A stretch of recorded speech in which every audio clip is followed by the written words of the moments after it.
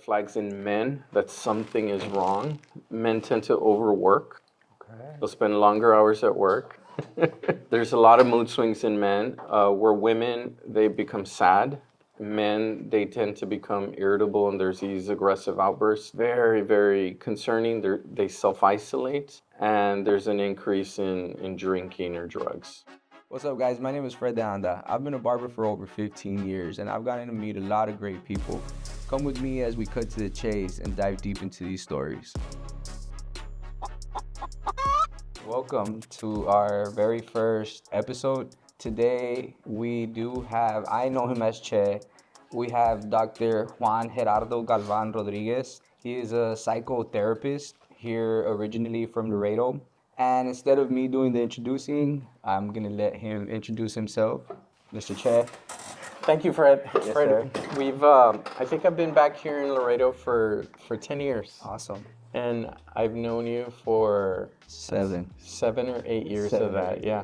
So I'm originally from here, left very young, right out of high school. I came back about, 1.5, 2 decades later. Okay. Traveled all over the world. There's 190 some countries. I've been to a fourth of them, like 50 some different countries. My background as far as school, went to Our Lady of the Lake University in San Antonio. Went to Mangalore University in India. I studied child psychology there. Went to New York University. I lived there for most of my career, New York City. Graduated from NYU. Then I relocated to Boston, worked there a little bit in Spain, and then eventually I came back to Laredo. Was there at any point in your educational career where you made the choice into sticking to psychotherapy, or was there something before that you were in between doing? No, I knew from a very young age. I was a very curious kid. I struggled with ADHD too. So I was always hyper. I was always being left out because I was very tosco. But I remember as a kid being very curious, and I was always observing everything and everybody. I remember I would observe all the marriages, particularly all the marriages. My grandparents, I'd compare them to my parents' marriage. I compare it to my aunts and uncles. Yeah, but to be a psychotherapist, you have to be observant, and I think it was built in me from a young age. Do you say that while in therapy, were you always looking at couples majority, or was there a time where, because I know you also focus on children? So in India and in New York City, I specialized in child therapy. I did go to an institute in New York City to specialize in couples and family psychotherapy. The last time my admin checked, I was the only specialized therapist to work with couples and families here in Laredo. So that's my specialty. That's my forte. Awesome, Che. Well, since it is June and this is a topic that we decided to talk today, I thought you were the perfect person to bring on, just because even in my personal life, you helped me so much from, I could say, a very immature mentality to somebody a little bit more mature, a little more grown, a little more understanding. Like I said, since it is June, we want to talk about men's mental health awareness. As a barber, actually, I'm sure you guys and bartenders and cosmetologists, I'm sure you guys. We hear a lot of stories, financial tough times, losing homes, divorces, etc., right? That could really affect men. Thank God, I've personally never met anybody, to cause any harm to themselves. But today, I do want to speak on men's mental health. And with that being said, could you help us find some of the common signs of mental or emotional struggles that most of us men tend to overlook? What should we be watching, or what should we watch for others, our loved ones? Right, absolutely. It's a smart question because men differ from our female counterparts. When I treat depression in men, I don't treat them the same as I would a woman. And again, why? Because the signs are different. In women, the red flags in women, it's women with depression, they tend to be more sad. There's a lot of sadness, there's insomnia, There's appetite changes. There's a lot of anxiety symptoms. And women, they tend to engage in help-seeking behaviors. You know, they'll go to psychotherapy with someone like me, or they'll do the whole girl talk. Reflecting on it, if I had to choose the top three or top four, red flags in men that something is wrong. It's men tend to overwork. They'll spend longer hours at work. There's a lot of mood swings in men, where women, they become sad.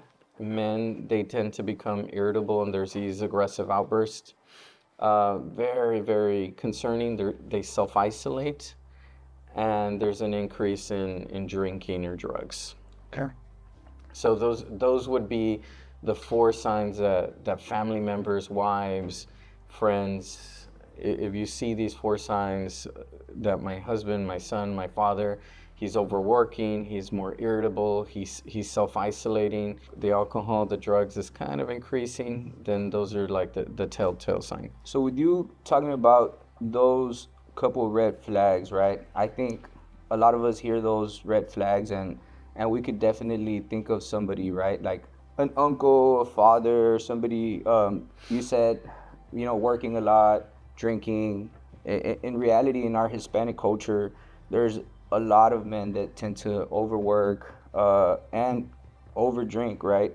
So I guess my question would really be is, why in our culture are men less likely to seek out for help or speak to a loved one? As you know, growing up, you're a young man, you're a young boy, you fall, it's, levántate, no llores, los hombres no lloran, etc., right? Mm-hmm. How do you think like that mindset and growing up in a Hispanic culture could affect, somebody maybe when they're already married with their kids, and cause depression? Right. If my memory is correct, if 100 Hispanic men need to go to therapy, only 27% are going to go, compared to, I think, the Caucasian folks, it's like 40%. Okay. So it's very little. But as far as culturally, why do Latino men not take advantage of therapy, not go? I mean, first of all, I think you said it yourself, like the cultural stigma.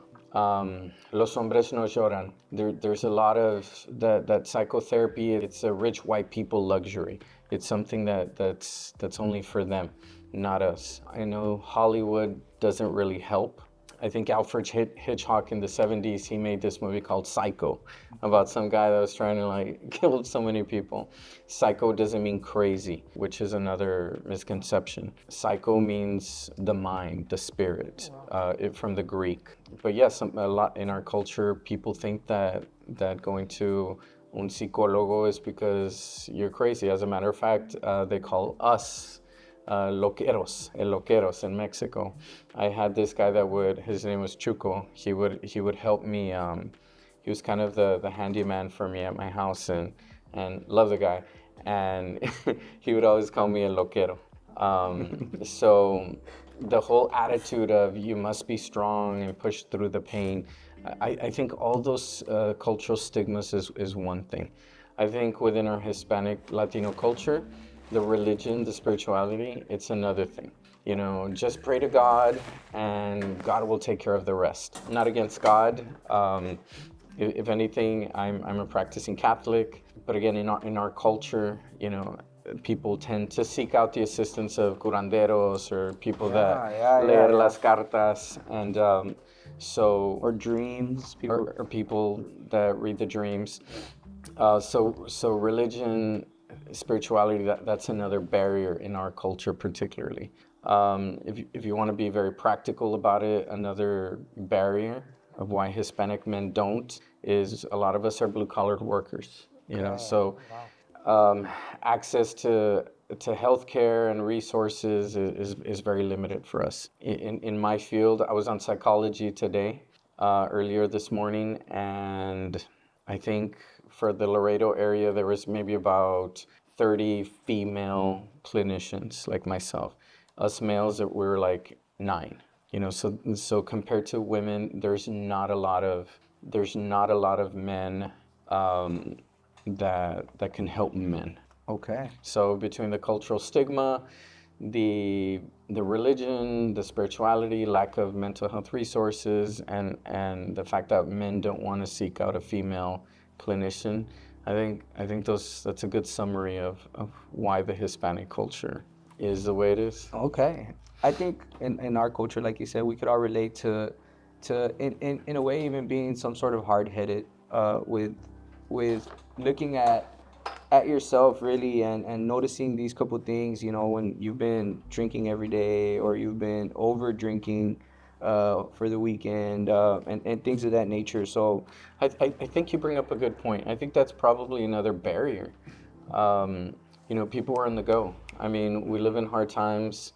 Eggs cost three, I don't know how much times moreover. And so people have to work two to three jobs to make their ends meet. So when do they have time to slow down? So I think that's another barrier that you brought up. That's a good point. okay. So my next point, and I think it ties in, especially because in Laredo, we're majority Hispanic. So one of the things that really got me into wanting to do this podcast today and touching this subject is the high suicide rates on men in their 30s and 40s. For some odd reason, I really, really, really thought that the rates of suicide were committed more by like younger people, maybe in a state of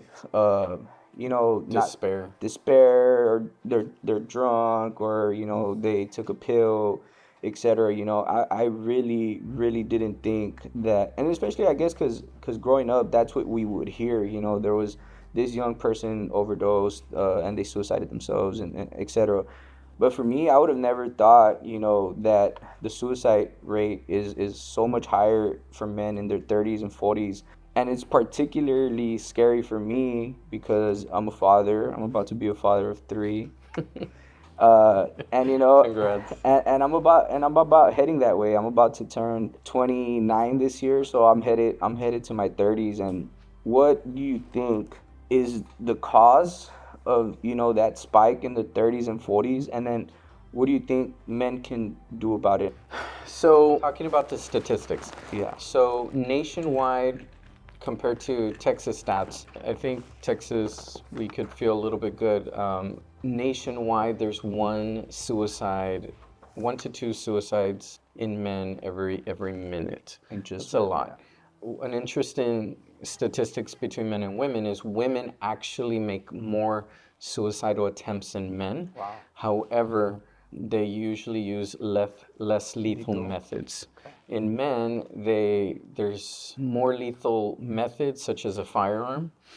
So there's less attempts, but a higher completion rates.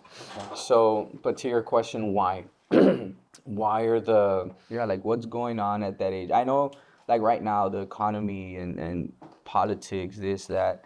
But what is it? Is it narrowed down to a couple of things? Is it one thing? It's many things, but I do think men have a hard sack to carry on their backs. I think the message, in reflecting in the past 20 years I've been doing this, I think the message by society is that men don't have problems. If anything, men are the problems. It's not true for men. So suicide rates are higher for men, like we just said. There's more men in prison. More men are killed in wars than women. I know in 1992 or 1993, in the USA, there was this policy called a Title IX was passed. Essentially, Title IX was made to end the gender discrimination, because more men were in universities than women, and more men excelled in university than women. Now it's the other way around. There's that disparity again. There are way more women in the university, and the men that are in the university, they perform at a very low rate compared to women. So going back to the pressures that men have, men are more likely to have an addiction. Men are the victims of crime are more men than women. There are more homeless people, more homeless men than there are homeless women. So that belief that men don't have any problems, they are the problem, I think that's completely false. And so that's a lot of pressure on men. There's an attractiveness study done. So it's very interesting.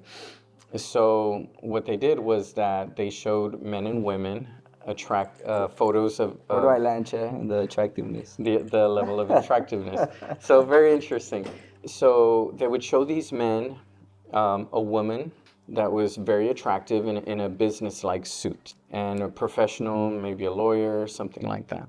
And then they would show that same woman, but in say like a McDonald's uniform, and the men were asked to rate these women on how much they're attracted to these women, and the men, they rated the same woman very similar.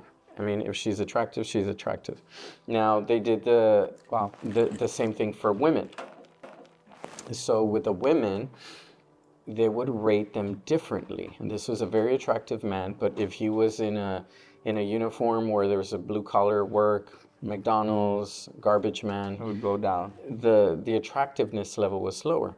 But if the same man was in a business suit, the attractive level would go up. So what are the implications of that study? The implications is that women are more discriminate. I'm not talking bad about women, but what women would look for were cues for resources. So can this man provide resources for me, for my future children if I marry this man? So implications of that is what? Well, it's a lot of pressure for men to provide. So there's all these societal pressures, plus there's the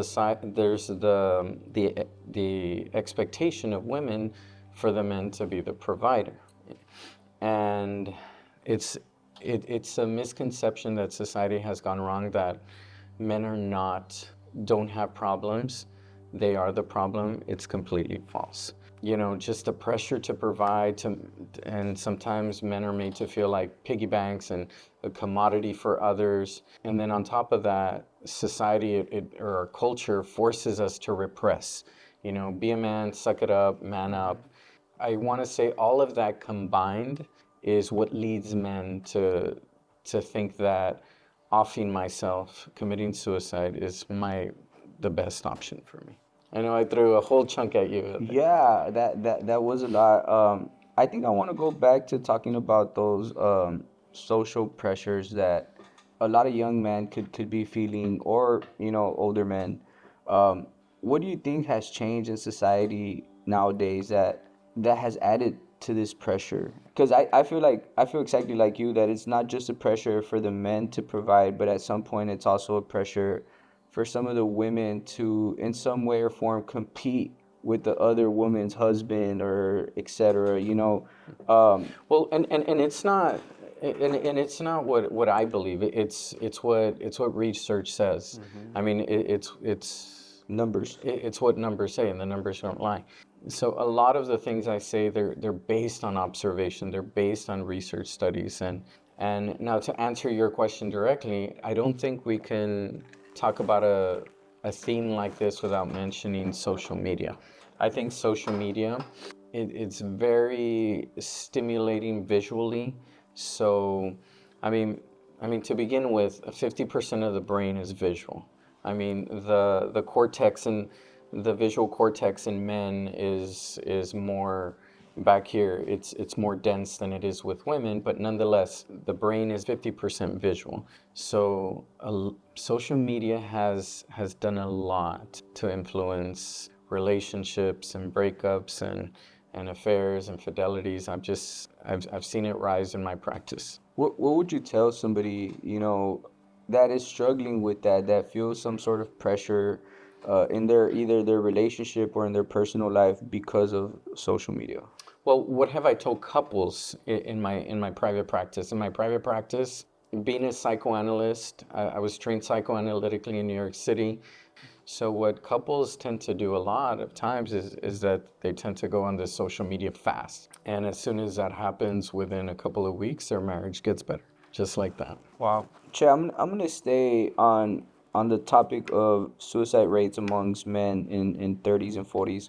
I myself personally, have been strayed from a good role model slash father figure, and I've gotten to know a lot of really good people that have sat in my chair.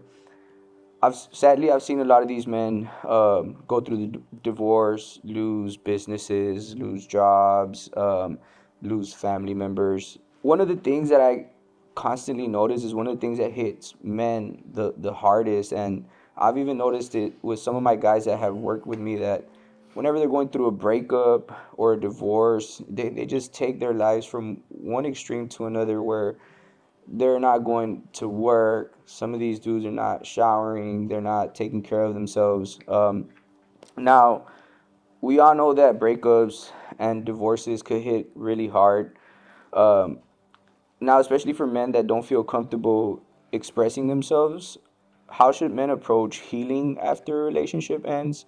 And what are some healthy ways to cope after a breakup? What should a guy really do and focus on after a tough breakup? I think it goes in phases. I mean, so you go through the whole divorce process, the top 5 stressors in life: birth, death, believe it or not, moving, marriage, and divorce. The top 5 stressors in life. So to cope immediately after is, well, actually, to cope during the divorce process, things that just immediately come to mind is the first thing is exercise. A lot of men, especially, we like to get those quick dopamine fixes: pornography, masturbation, doom scrolling. All of these activities, they give men this quick dopamine rush.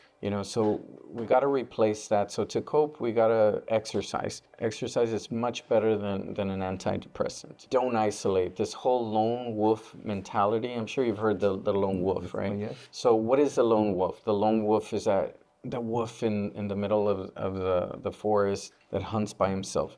From an evolutionary perspective, that makes absolutely no sense. A lion out in the wild by himself, what's going to happen? It'll die. It'll die.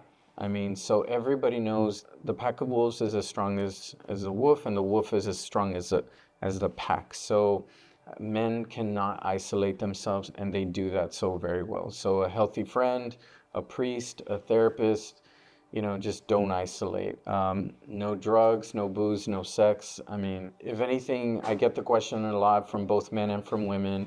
I can't get over my ex. I just divorced. How do I get over it?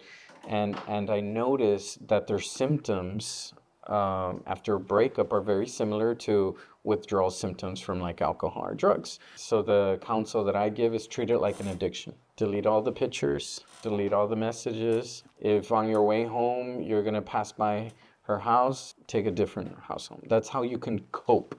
As far as how you can rebuild, the rebuilding phase, I would say, and this is going to be a hard pill to swallow, just know that divorce is 2 people's fault. It's never one person's fault. Maybe someone started the drama, but if the other person reacted just as bad, it's 2 people's fault. When does a conflict become a conflict? When the other person reacts instead of responds.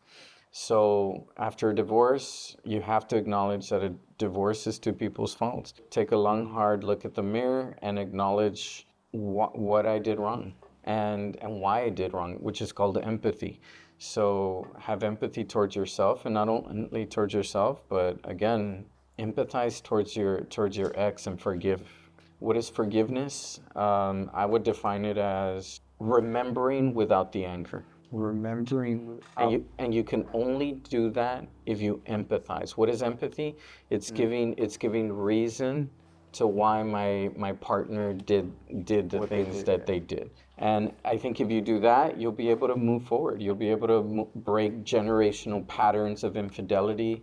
You'll be able to choose wiser next time you choose a potential mate. And not only that, you'll be able to co-parent harmoniously with your ex. Here in Laredo, I think the word that they like to use is parental alienation syndrome. So the worst thing you could do is triangulate your kids. But if you rebuild, if you go to a therapist and you look at yourself and admit what you did wrong and choose wiser next time, you'll be able to move forward in a healthy way. Do you agree that seeking professional help And I think a lot of us, especially like we said in our Hispanic culture, struggle with actually taking that first step into seeking professional help. What would you say to somebody going through maybe not just a breakup or a divorce, but any tough time, like what, and they feel like harming themselves, or they feel like, offing themselves? What would you like to tell somebody? Or if you were, let's just say you were a cop that gets called to like the side of a bridge or a building, and somebody's like about to throw themselves, what would be your main focus? How would you get them off that bridge? Gosh, I mean, I think it depends on the person in front of me. I've been there. I've done that in my private practice out in the streets of Laredo, in Boston, in New York City, in India as well. So I'm a very voracious reader. When I was growing up, my mom, she would reward me with Sherlock Holmes books. Wow. So if I would behave in school, she'd give me a Sherlock Holmes. So paraphrasing Sherlock Holmes, he said, when it was talk about taking your own life, so he would say, taking your own life, that's an interesting expression. Taking it from whom? Once it's over, it's not you who will miss your life. Taking your own life is something that happens to everybody else. Your life is not your own. Keep your hands off of it. So I never forgot those words. That's from Sherlock Holmes. Sherlock Holmes. Wow. And so if you've ever studied suicide bombers, I had a few encounters in India when I was studying there, and of course 9/11. I wasn't there for 9/11, but I got there maybe a year and a half or two afterwards. And so a suicide bomber, when their vest explodes, the people closest to the suicide bomber, those are the ones that get destroyed the most. Their limbs, and sorry for that this is graphic, but their limbs are everywhere. They get destroyed, and as they get further away from the suicide bomber, they're not as hurt as much. But that's every suicide. I mean, the people closest to the person that commits suicide, those are the people that get the pain the most. So I would say to someone that's considering that is I would try to help them remember their relationships, that their life is not their own. I'd probably follow up with that with all problems are solvable. There's a saying, don't pick a permanent solution for a temporary problem. I've found myself saying that throughout the years. I would tell them, we need you, brother. Your wives need you, your kids need you. Your family needs you. Believe it or not, society needs you, because every person is distinct. No one is alike, and nobody will ever be you in society. So those are the messages I found myself giving people throughout the years. While you said that, so, like a word came to mind, and it's like to try not to be selfish. Can you tie that in there, or would that be going off of? Well, a lot of people confuse selfish with self-care. And I know what you're saying, but I'm going to deviate from that. I think if a lot of people were to practice self-care, I don't think we would have a lot of mental health issues.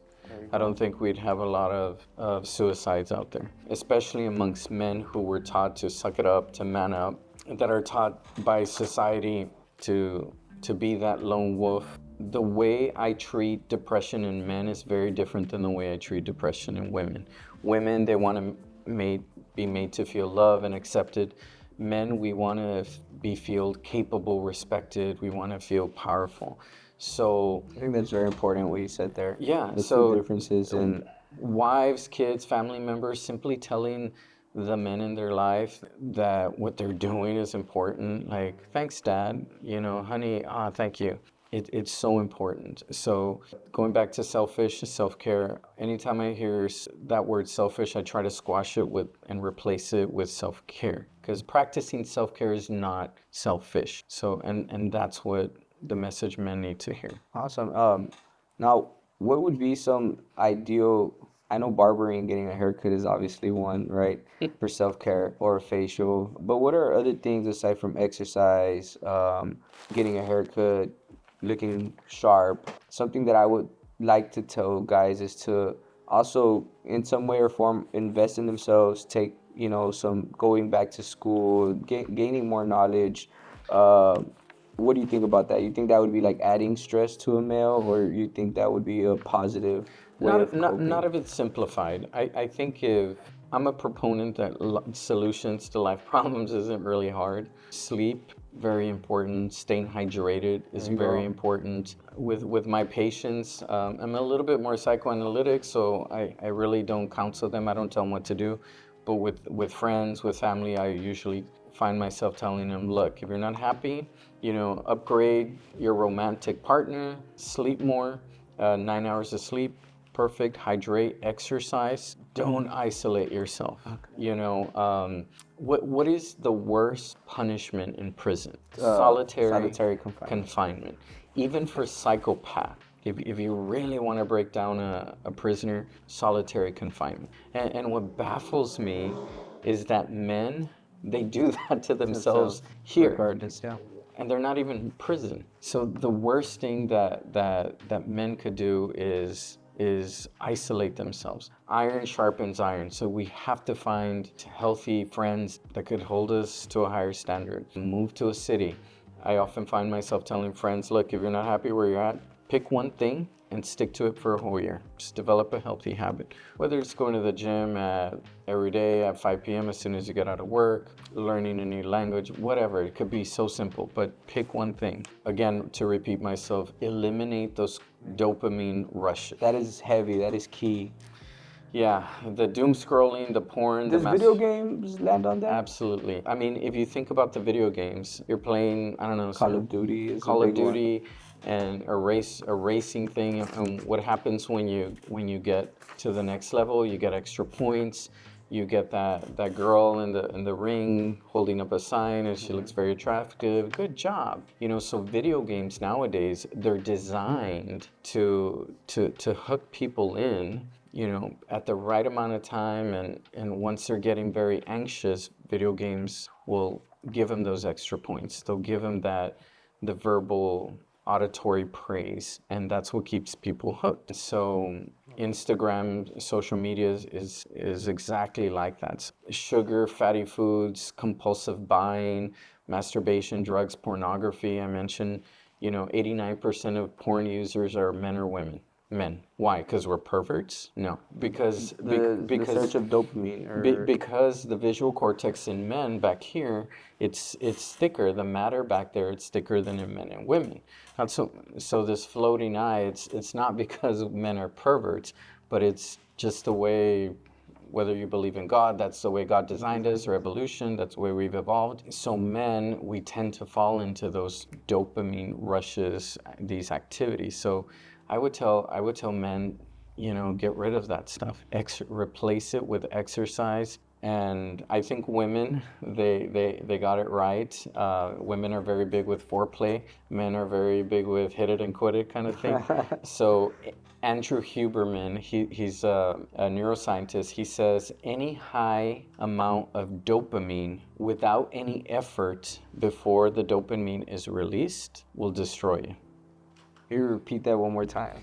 Any amount of dopamine that you get without effort. Quick. So whether it's like a TikTok, is that any of those things? If you don't have to work for it, but you get it, that dopamine rush will destroy you because it leads to addiction. So solutions, counsel for people that are sitting in your chair at your barbershop, don't isolate yourself. Surround yourself with healthy, strong men that'll challenge you. Iron sharpens iron. Exercising, working out does more than an antidepressant. Hydrate yourself. Eliminate all these quick dopamigenic rushes, whether it's doom scrolling on social media, porn, masturbation, video games, sugar, fatty foods, things like that. If I could talk to their wives, their kids, or family members, I would tell them to tell their men that they matter. I don't think men receive that message enough. I actually say that to my guys all the time at the barbershop. I'm like, whenever you guys are getting a customer, you really want to secure your customer. I'm like, think about it. This man woke up at 5 a.m, no breakfast. They got the stripes. They asked for cheese on their tacos. The lady made a face. So on and so forth. Their day goes on. So I tell my guys, whenever you get a customer, bro, ask them about their day. Ask them how, how was work, and then ask. I constantly, and I'll tell my students is, ask, is the haircut fine? Did you like it? And I know what you mean by really. Hopefully you're not doing that just for business. No, no, but I don't think it's just for If you business. are, it's gonna work. We Either try our way. best, right? But I really do think that it is important because for me, I don't have any brothers or sisters, and a lot of my customers, like yourself, Mr. Che, have became very close friends of mine. People that I've cut their hair. We've been able to share experiences. You've pretty much heard about my children growing, and I think it is important. And if you don't, I'm just here to say that if you don't have that in your life, if you don't have a friend, and you're trying to not isolate yourself, I strongly suggest to visit your barber, open up your stylist, whoever it is, and really make a friend out of them, because we could definitely be at least a ear, a ear and a shoulder at some times. There's this saying that goes, the heart of a man's pain is the pain of not being seen. Wow.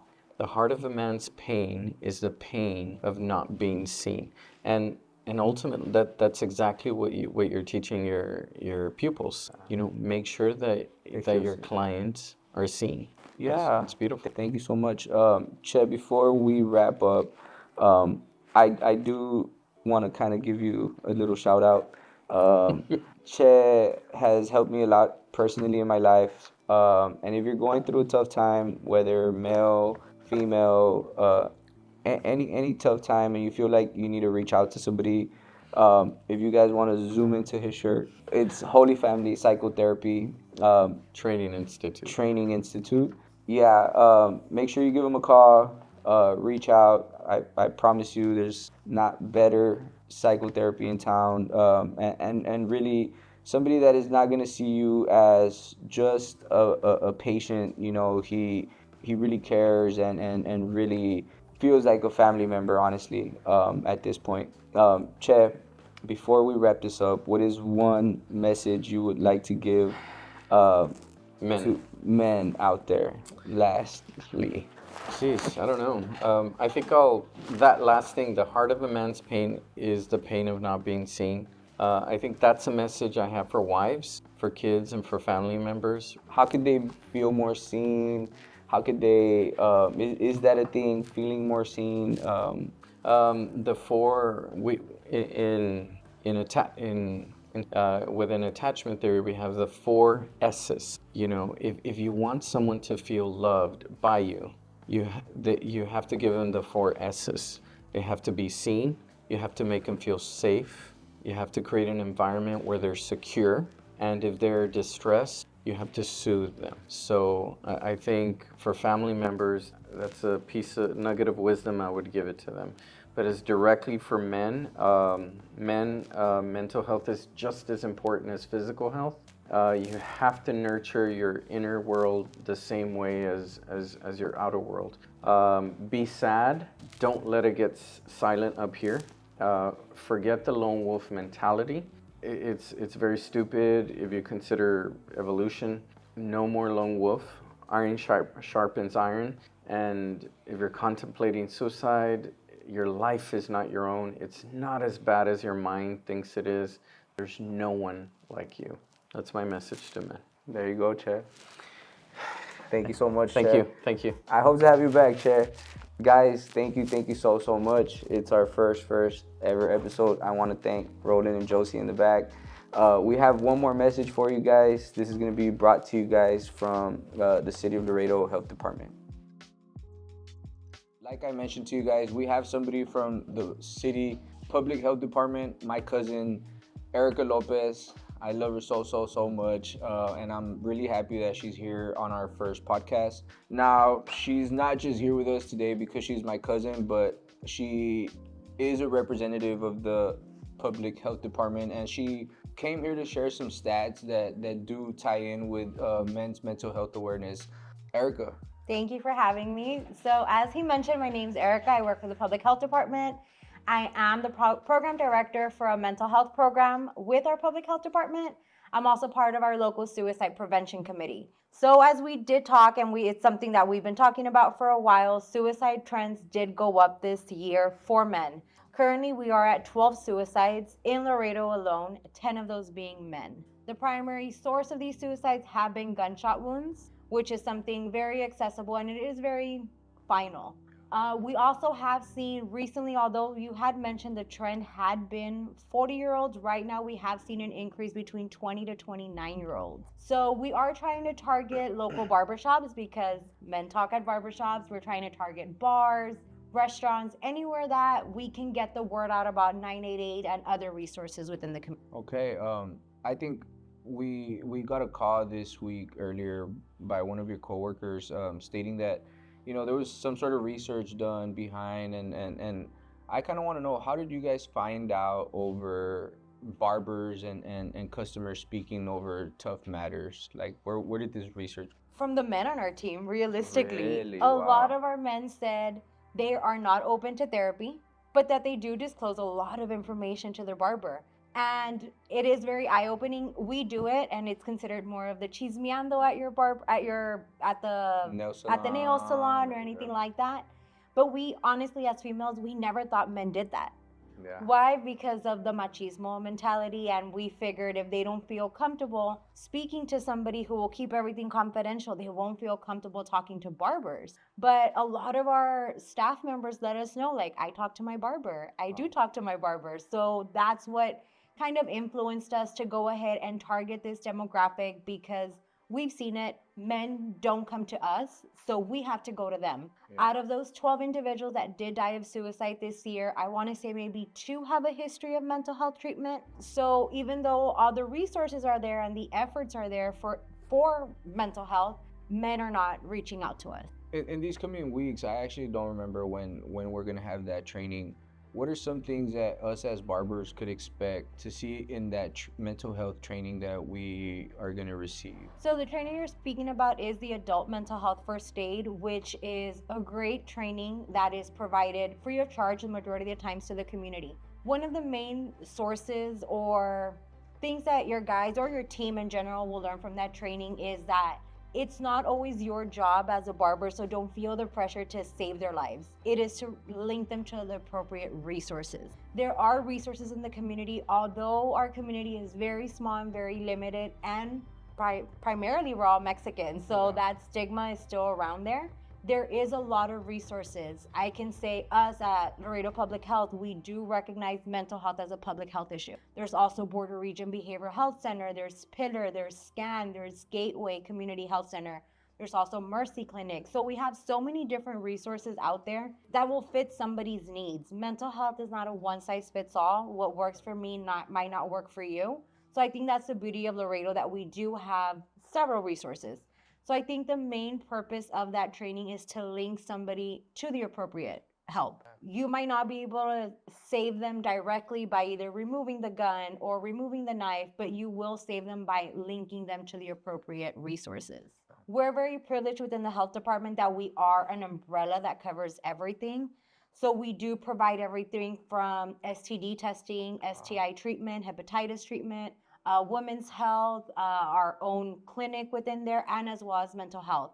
And now recently we also have, I know you touched on the topic of substance use, we also have a detox center under the city of Laredo. So I think that's crucial, and that's something that I've always said it, you can have your therapist and Jesus, because you do need both. You can take your meds and you can go for walks as well.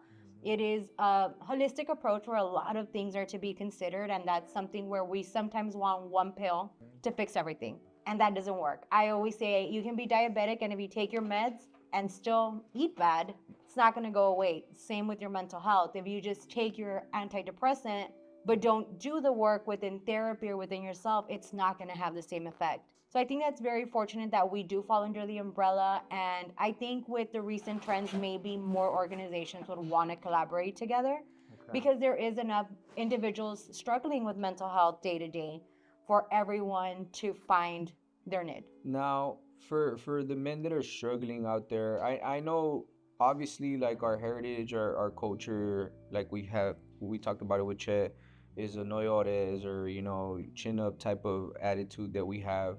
But another constraint that a lot of men have is, a financial constraint. When it comes to seeking out for help through the city, a lot of people don't reach out because of like insurance purposes or not having it or not having a good insurance. I've heard of some people, oh, my insurance doesn't cover that therapist.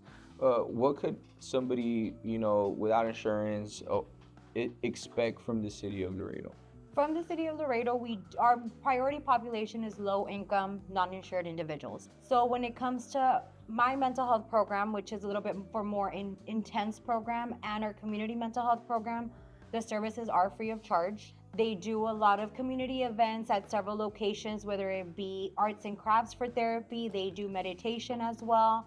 And we try to provide all these resources free of charge. As part of the obesity program and as well as diabetes program, they do chair yoga, they do Tai Chi, they do Zumba, and all of this isn't only going to benefit your physical health, but it's also going to benefit your mental health. And again, it's all free of charge. It's difficult from the top of my head to remember all the dates and locations, but if they follow our Instagram or our Facebook page or at Laredo Public Health, it has all the information there. So our services, we're very fortunate to be able to provide these practically free of cost. What is your department called again? The people. I work for the Assisted Outpatient Treatment Program. So we work with individuals who are diagnosed with a serious mental illness, such as major depressive disorder, schizophrenia, or bipolar. And it is via court ordered for those individuals that are having a little bit of difficult time realizing that they have a mental health problem, and they don't take their medications and they don't follow treatment. We also have the community mental health program called the Juntos for Better Health.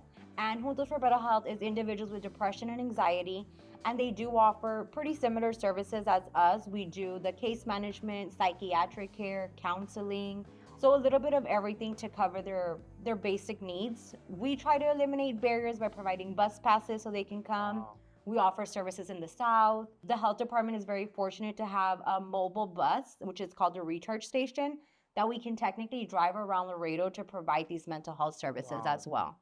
Do you personally see patients? I don't see any participants. I oversee a team of 8, which has case managers, has an LPC, medical office assistants, health educators as part of our team. I have in the past, I do have 10 years of experience with mental health and substance. So I used to do case management and crisis management as well. So I have in the past, but right now I just oversee the team. I meet them during the wraparound, our participants. I meet them at court and follow up with them as needed. But we're very fortunate that since our caseload is small, because we do provide intensive care, you get to know them on one-on-one basis. I think it's always a different lens when you get like yourself. You get to not just see your personal perspective, but the perspective of the people that are working under you. What is something that you would advise to either a young man, like some of the suicide cases we've had recently, or even an older man? To break that stigma about being afraid to talk about mental health. I know I was talking to Che earlier about how me and you openly talk about therapy in the dinner table, or at Father's Day we were talking about both of us being in therapy and how that pretty much opens the way for other generations coming up. And I've always said normality, right? Yes, making it normal. I've always said I don't want my goddaughter, which is your daughter, to feel that they can't talk about their feelings or that therapy is going to be something bad. So I think that's why it's very open, that if we didn't have that in our generation, because frankly we didn't, to open that way for the younger generation, including young men and young women, to feel comfortable. So I would say make therapy talk, emotional talk, just a part of conversation, not just the highlights. Like I would say take life with family and friends away from social media, and not just what you might want to portray a perfect life and just highlight on social media. Don't do that in real life. Talk about your feelings, reach out for help. There is the National Suicide and Crisis Lifeline. It's very simple, 988, 3 numbers. It is 24/7, free of charge, English and Spanish. You can text, you can talk, you can chat.